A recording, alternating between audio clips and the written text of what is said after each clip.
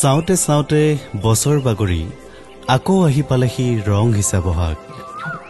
বাসন্তী ফুলৰ সুগন্ধ, এজাকি দুজাকি কপাহ গুটীয়া বৰষুণ, পথাৰত ডোঙা বন্ধা পানী, তাতে মাটি কুকুৰ মতসা চিঞৰ, উফন্দি উঠা নৈ, চিনাকি মাতৰ পক্ষীৰ গুঞ্জন কলৰ বেৰে।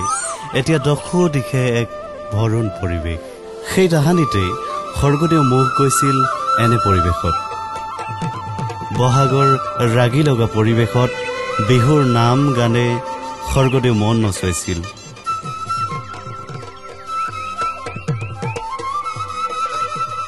সেই চাগে বিহুক ৰাজকীয় মৰ্যাদা দি নিজৰ মাজলৈ, জাতিৰ মাজলৈ লৈ আনিছিল। বিহু হৈ পৰিছিল জাতিৰ স্বাভিমান। বহাগ বিহুৰ এই ৰঙে চুই যায় চেপনকো।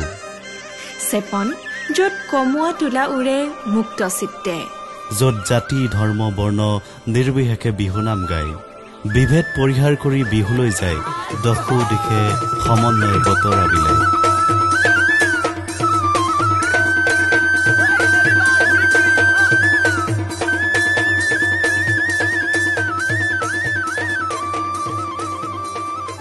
সেই চেপনতে সকলোৰে সহযোগত 1993 চনৰ পৰা আয়োজিত হৈ আহিছে চেপন কেন্দ্ৰীয় ৰঙালী বিহু সন্মিলন। স্বকীয় ৰূপ লাৱণ্যৰে নিজা গৰিমা আৰু সমৃদ্ধিক সন্মিলনখনে উদ্ভাসিত কৰি ৰাখিছে অনন্য ৰূপত। চকুত লগা জাক জমকতাক মানি লৈও শিপা খামুচি নতুন সপোন দেখাৰ হাবিয়াস এটাই চেপন কেন্দ্ৰীয় ৰঙালী বিহু সন্মিলনক নিৰন্তৰ অনুপ্ৰাণিত কৰি আহিছে।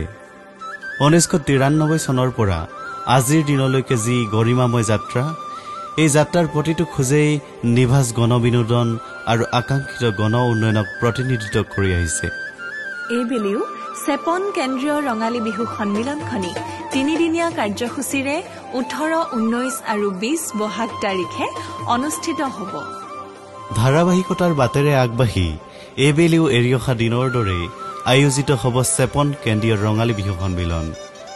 গতিকে ৰাইজক চেপন মহাবিদ্যালয়ৰ বাকৰিত অনুষ্ঠিত হ'বলগীয়া বিহু সন্মিলনখনিলৈ সাদৰেৰে নিমন্ত্ৰণ জনালো। আহিব, ৰঙালীৰ ৰং গাঁথ সানি একেলগে ৰঙিয়াল কৰিম আমাৰ মন, আমাৰ জীৱন।